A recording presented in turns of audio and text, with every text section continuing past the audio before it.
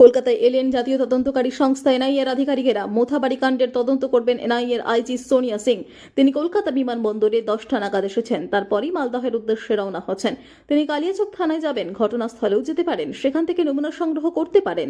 7 জন বিচার বিভাগীয় আধিকারিকের সঙ্গেও কথা বলতে পারেন। প্রাথমিক তদন্তের পরেই মামলা রুজু করবে এনআইএ। তারপরেই ধৃতদের হেফাজতে নেবে এনআইএ।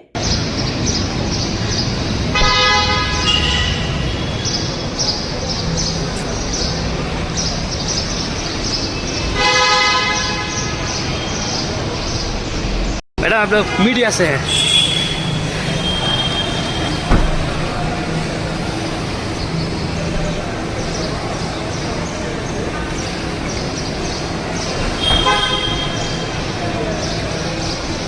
सामने आ सामने आ